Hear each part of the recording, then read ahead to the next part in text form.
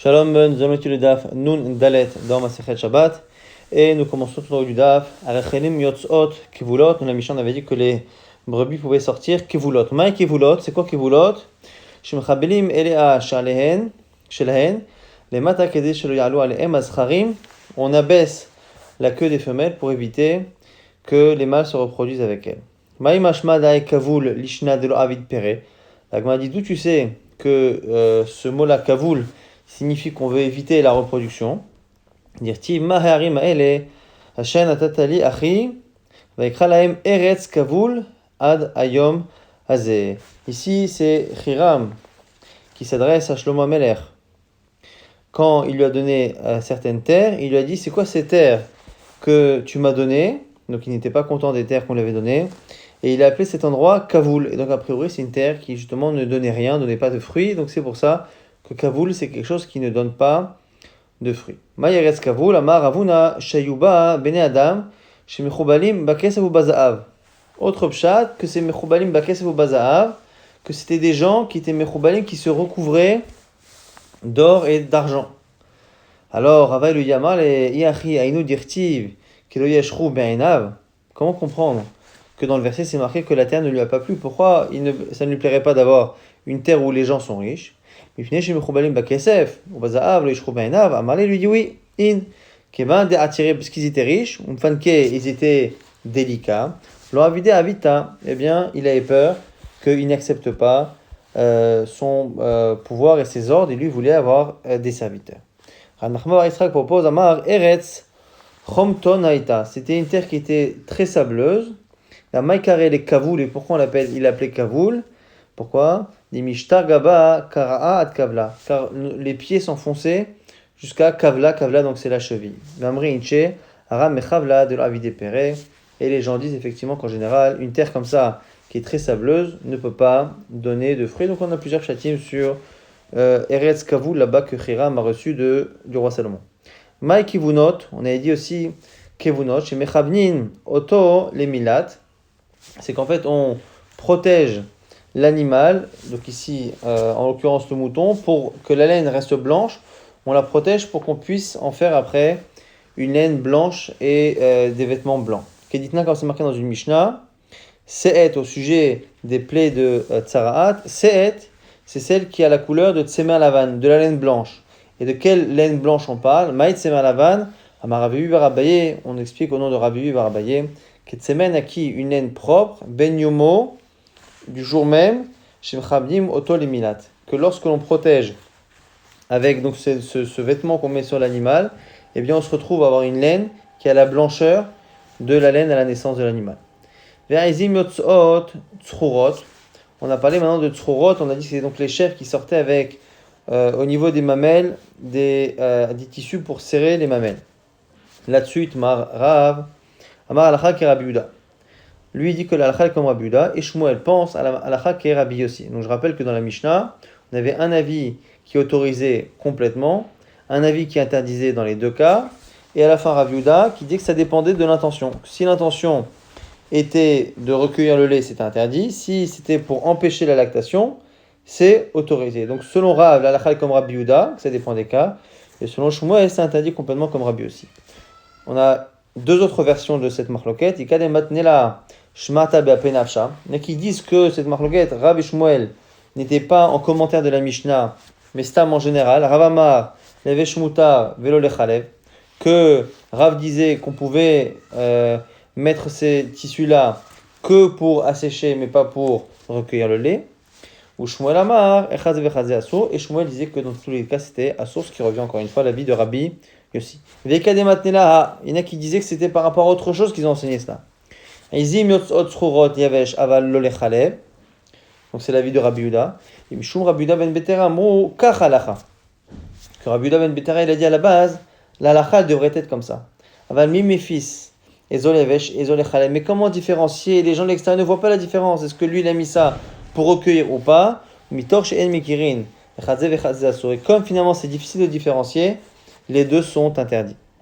Shmuel, Amar Shmuel, Amrela, Amar Rav Yehuda, Amar Shmuel, et certains disent au nom de Shmuel, Alacha ki Rabbi Yehuda ben Betera, que l'Alacha est comme Rabbi Yehuda ben Betera. Et Kataravin, Amar Rabbi Yehuda, Halacha, Ketanakama, lorsque Ravine est venu, il a dit que l'Halacha est comme Tanakama. Donc on a bien cette marloquette Rav et Shmuel qu'on retrouve à plusieurs reprises, sous des formes différentes, mais qui reviennent finalement au même. Nouvelle Mishnah, Ubame ena yatsa, avec quelle chose l'animal ne peut pas sortir? Lo yetse agamal, beptul telet. Donc Rachid nous explique que c'est une couverture supérieure qu'on ne peut pas, ici, la dernière couverture, on ne peut pas la mettre au gamal, il ne peut pas sortir avec pendant Shabbat. Il ne peut pas sortir non plus rakoud, vélo ragoul, on verra dans la Gemara que c'est des différentes manières d'attacher ou de lier les pattes du gamal, du chameau. Et pareil pour tous les autres animaux. Loïk shor gemalim zebazé, on ne pourra pas attacher deux chameaux les uns aux autres. Vim shor et qu'on les tire. Aval machnis ravalim etoch yadom, il a le droit de passer des cordes dans sa main. Vim shor et il le tire. Bilvash loïk shor à condition de ne pas faire de nœud. On reprend le début de la Mishnah. Tana lo yetsa gamal bemtul telet akshura lo biznavo. Aval yotseu bemtul telet akshura biznavo ou bechotarto. Cette fameuse mardaat, cette fameuse betul telet qui est interdite dans la Mishnah, c'est si elle est attachée à la queue qu'on n'a pas le droit. Mais si elle est attachée à la fois à la queue et gam ou ftarto dans sa bosse, à ce moment-là, le fait qu'il y ait double attache, il y a peu de chances que ça tombe et donc que l'on finisse par le porter pendant Shabbat. Amar Rabba Baravuna, Yotsa Gamal Ben Tultet Akshurala, Meshiliata, et il lui rajoute que si on l'attache au shilia, donc c'est la partie du plein sata qui est à l'extérieur de la femelle, comme ça fait mal, eh bien, ça a tendance à ne pas le faire tomber. L'orakod veloragoul. On a dit qu'on ne peut pas sortir non plus ces animaux-là avec des pieds attachés. Amar Rabuda, Akod, c'est quoi Akod? Akidat yad varegel. C'est le fait d'attacher une main à un pied. Yitzhak ben Avraham, comme Yitzhak le fils d'Avraham qui a été ligoté, d'où le nom Akedat Yitzhak. Ragoul, c'est quoi Ragoul? Sheyachuf yado al gabe zro. C'est le fait de replier la main sur le bras, c'est-à-dire que c'est le fait de plier une patte de telle sorte à ce que l'animal ne puisse plus marcher s'enfuir sur 4 pattes, mais seulement sur 3. Donc ça, c'est Ragoul. Veikshor. Métivé en object. Akoud shte yadaim ou shte raglaim. Ragoul, Shelakuf Yado al Gabe Zro. On a une braïta ici qui a l'air de dire que Rakoud, c'est plutôt le fait d'attacher les deux mains et les deux pieds. Donc on a ici une contradiction avec ce qui vient d'être dit. La Gemara a dit Hudamar Kaitana. Lui, ce qu'on a vu, c'était l'avis d'un autre Tana. Dans une braïta de Tanya, Akod Akidatiat Varegel. Effectivement, ce Tana dit que c'est bien d'attacher la main au pied. Mais au Shtei Yadaim, au Shtei Raglaim, il rajoute quand même que c'est possible que ce soit aussi les deux mains et les deux pieds. Ça s'appelle encore Akoud. Et Ragoul, comme on a vu, Sheliachuf Yado al Ide al Gabe Zro Veikshor. Veakti Lodame, la Gemara dit, il y a quand même un problème. C'est que ce Tana que tu as cité, en partie il dit comme ce qu'on a vu là-haut, mais dans la suite il dit autre chose, il dit les deux mains et les deux pieds. Donc les deux pattes arrière et les deux pattes avant. Abish la Maresha, et Sefa Nicha Mesiata, la fin et le début ça correspond, mais pas le milieu. Et là, Hudamar ki Aitana. Non, je t'ai trouvé un autre Tana qui dit clairement ça. Akod Akedatiat Varegel ki Yitzhak ben Avraham, qui dit que Akod c'est bien la main au pied comme Avraham et Yitzhak. Et Ragouch et Achuf Yado al Gabe Zro Veikshor, c'est le fait de ne pas plier une patte et attacher. Velo Ikshor Gemalim, on ne doit pas attacher des chameaux. Alors, se pose la question pourquoi ne pas attacher des chameaux et les tirer. Maïtahama. Maravashi, Mishon de Mirze Keman, de Azil Lechigna. Parce que ça ressemble à quelqu'un qui va au marché pour vendre des chameaux, et donc du coup c'est un problème. Aval Machnis, on a dit qu'on peut faire rentrer la corde et tirer, mais on ne doit pas faire de nœud. Et la question ici va être pourquoi on n'a pas le droit justement de faire de nœud avant de tirer le chameau. Amaravashi, lo shano, et là, il y a un kilaim. C'est par rapport à un problème de kilaim. Kilaim de maï, quel kilaim? Il est ma kilaim de Adam. Si tu dis que kilaim, parce que dans les kilaim, c'est les mélanges interdits, on a le fait de ne pas mélanger deux animaux ensemble lorsque ils doivent tirer ou labourer. On ne doit pas mettre un taureau, par exemple, et un âne ensemble à tirer une charrue. Ça, c'est un kilaim. Et après, kilaim avec le lin et la laine. Il y a les kilaim après dans les semences végétales. Donc là, si on parle ici de kilaim des Adam, c'est-à-dire que lui-même, comme il va tirer la corde et qu'il est attaché avec le chameau, peut-être qu'un chameau et un homme qui tirent un même poids, ça s'appelle kilaim. La Gemara dit non, ça n'existe pas kilaim avec un homme. Be'atnan, adam mutaim kulam, la charosh velim shor. Un homme peut tirer et labourer avec n'importe quel animal, il n'y aura jamais de kilaim. La kilaim vechavalim. Alors c'est forcément kilaim par rapport à la corde. Que la corde, quand on l'attache, donc elle est en lin par exemple, et on l'attache à quelque chose qui est en laine, et donc on fait kilaim. Ve'atania, pourtant c'est marqué, à tochev trifa achat et nochibur. Tant que l'on fait une seule attache, avec même une aiguille, ou qu'on attache avec un seul nœud, eh bien c'est pas kilaim. Alors quoi? La Gemara dit alors l'âme kilaim de chavalim, non, c'est toujours par rapport à la corde. Il faut rajouter que le problème il est quand on fait les deux, quand on est korer et quand on est kosher, quand on fait un double nœud, c'est là à ce moment-là, c'est une attache réelle entre le lin et la laine et qu'on est en train de transgresser le issour de kilaim. Amar Shmuel nous dit ou bilvad shelo yetzer chevel mitachat yado tefar. Il ne faut pas que la corde s'écarte de sa main de plus d'un tefar. Si la corde elle s'écarte et qu'elle a tendance du coup à pendre, eh bien le fait qu'elle pende donne l'impression qu'on est en train de la porter. La Gemara dit attends, pourtant dans le Beit Midrash de Shmuel, on n'a pas dit un tefar. L'interdit il est à partir de 2 tefar, tfachaim. Amar Abaye conclut Ashtad Amar Shmuel tefar, Betana debe Shmuel tfachaim. Comme au Beit Midrash de Shmuel on a dit que c'est 2 tefar, mais que Shmuel a dit lui-même un tefar, Shmuel achal ma'asat ala Shmuel. Lui il vient nous dire que en pratique il ne faut pas attendre 2 tfachim pour se l'interdire, mais à partir même de un seul tefar. On tourne la page, Ve'atanya bilvad she'akbia mina karka tefar. Ah, pourtant c'est marqué qu'il faut le lever du sol d'un tefar. Là, il m'a dit oui, kitanya, aïbechavala de bine bene. On fait la distinction entre la partie de la corde qu'il y a entre sa main et l'animal, où là, effectivement, il ne faut pas que ça dépasse un tefar, mais par contre, par rapport au sol, il faut toujours que ce soit au-dessus de un tefar. Nouvelle Mishnah, en chamor yotse b'marda'at b'zman she'ena kshuralo. Un chamor, un âne ne peut pas sortir si cette marda'at qu'on lui met au-dessus pour le réchauffer n'est pas attachée à lui. Velo bezoug afalpi sheu pakouk. Il ne peut pas sortir avec une cloche, même si elle est bouchée à l'intérieur pour que ça ne sonne pas. Velo besoulam sheu betsavaro. Il ne sortira pas non plus avec soulam, littéralement ce serait une échelle, quelque chose que l'on met au niveau de son cou. On verra que c'est pour éviter qu'il se fasse mal. Lo birtsoa chez beraglo, il ne pourra pas sortir non plus avec une corde qui est au niveau des pieds. Et les coques ne sortiront pas non plus avec des fils. La Gemara dira que c'est pour éviter de confondre avec ceux du voisin. Donc ils ont des fils, ils ne sortiront pas avec.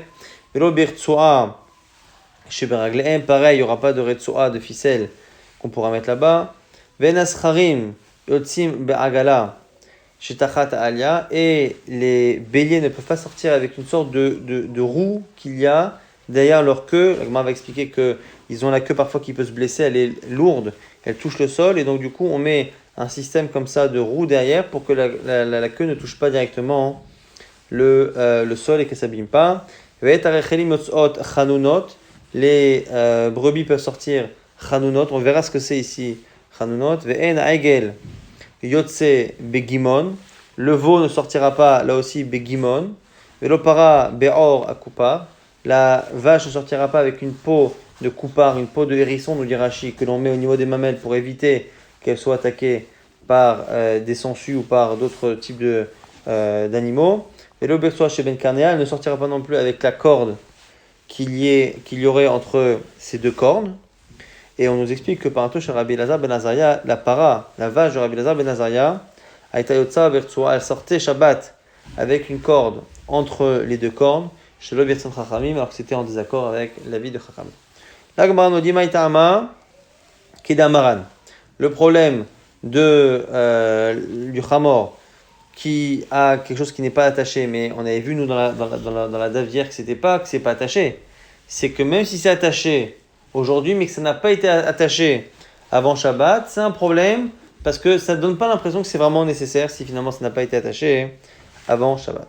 Velo bezug afalpi shou pakouk, on a dit sur la cloche, shum dimirze keman de azil lechinga. Là aussi, la cloche, même quand elle est bouchée de telle sorte à ce qu'elle ne fasse pas de bruit, ça donne l'impression qu'on est en train d'emmener l'animal à l'avant, parce qu'en général, ces cloches-là étaient faites pour mettre en relief la beauté de l'animal et le vendre bien. Velo besulam shas basavaro, c'est quoi Maravuna? Pourquoi on met donc ces choses-là au niveau des joues? Au cas où il a une blessure, de peur que l'animal a tendance parfois à se retourner et à arracher les croûtes de sa blessure et se faire encore plus mal et ne pas cicatriser. Donc c'est pour ça qu'on lui met ça au niveau des joues pour l'empêcher de faire ça. Raglo, les gizra. Les cordes qu'on met au niveau des pieds, c'est pour les animaux qui ont tendance, en fonction de la longueur de leurs pattes, parfois à se cogner les pattes les unes aux autres. Eh bien, on met au niveau où il y a des chocs, on entoure avec de la corde pour éviter justement que l'animal se blesse. Les petits fils qu'on mettait au coq, pourquoi David les siman, c'était un siman qui est rédolé khalfou pour pas les confondre avec ceux des autres. Velo birtsoa et cette corde qu'on mettait aux pattes parfois, David qui est rédolé tavrumane pour éviter qu'il se déplace un peu partout et qu'il puisse abîmer certains objets. On a parlé donc des béliers qui sortaient avec ces roues au niveau de la queue, donc pour pas que la queue se blesse. C'est quoi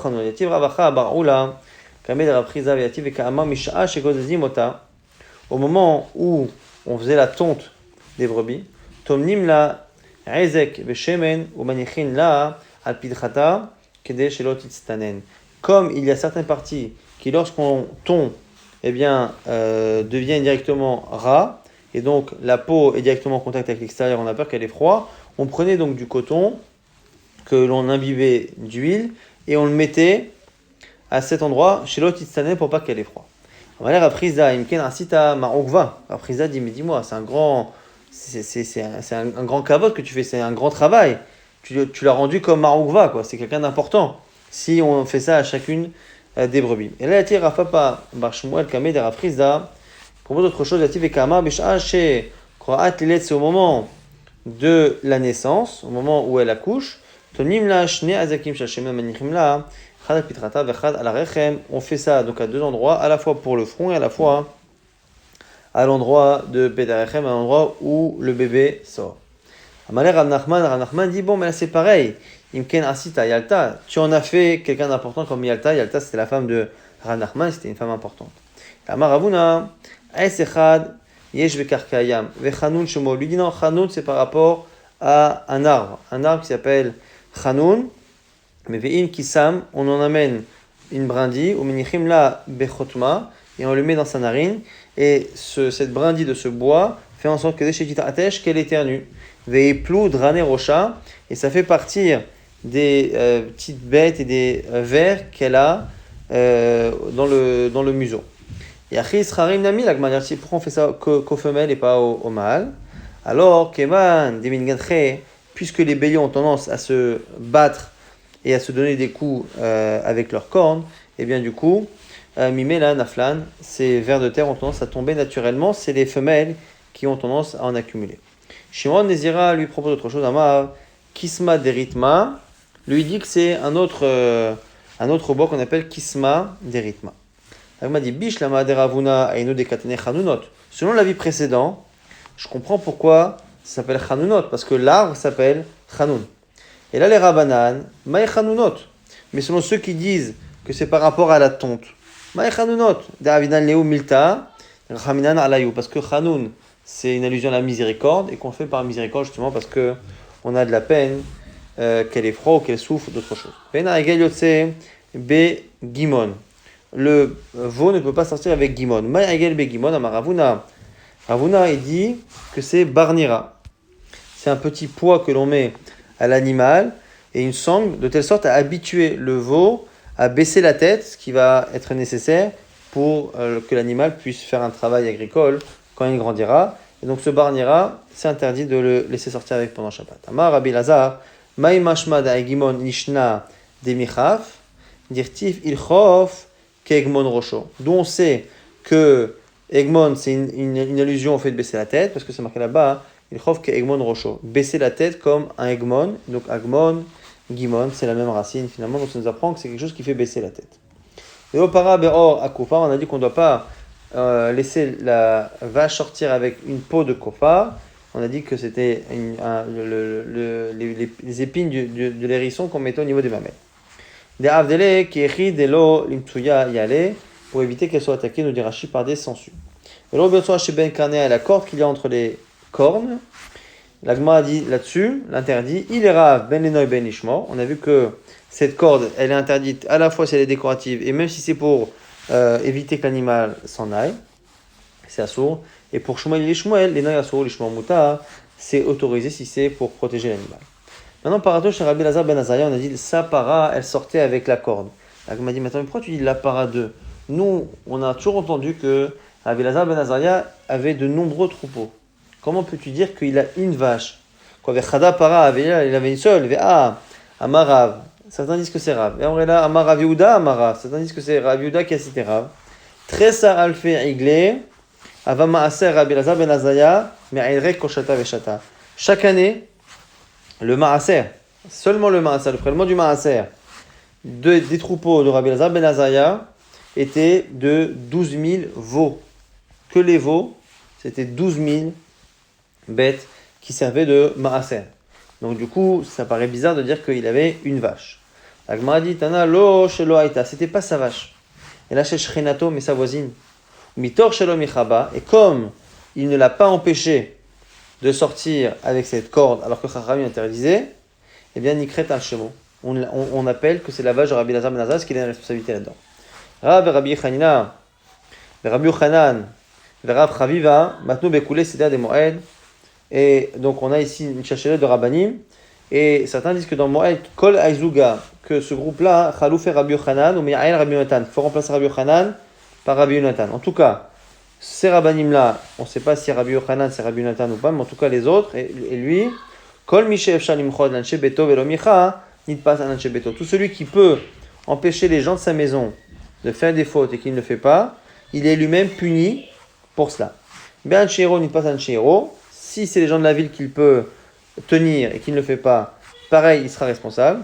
Et Kolar Alam Kulo, Nitpas, Al Kolar Alam Kulo, pareil pour tout le monde. Rachid précise, évidemment, on parle ici des juifs.